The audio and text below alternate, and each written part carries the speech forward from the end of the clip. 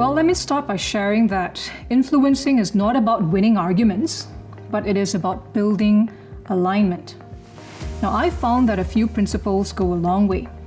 Number one is to start with relationships, because influence is built on trust, not just logic.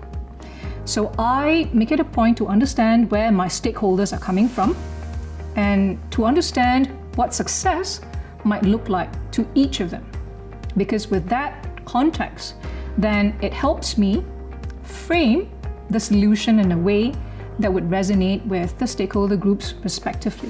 The first one would be to build trust and credibility. And that comes from delivering what you say you will deliver. The second one is being data-based and having a firm logic. The third one would be having clear vision of the future. And then the fourth one would be have open collaborative discussions with the board. It's important to ensure that you're not surprising the board with a proposal or an idea. It's always prudent to socialize that idea individually with the board members, especially those board members who you think would have a special interest in what you're discussing or you're proposing.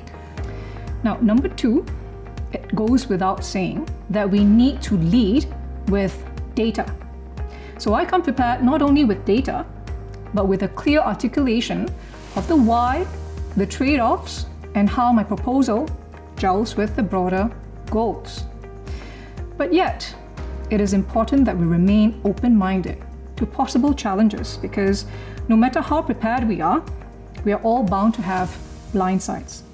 So I've always found that when I have socialized my ideas, proposals with individual board members by taking time from them and getting their inputs, it's always helped in getting them aligned on the decision, no matter how contentious that proposal would be. So it also helps you and equips you to get perspectives which you may not have thought about when you initially wrote that proposal or decided on the proposal.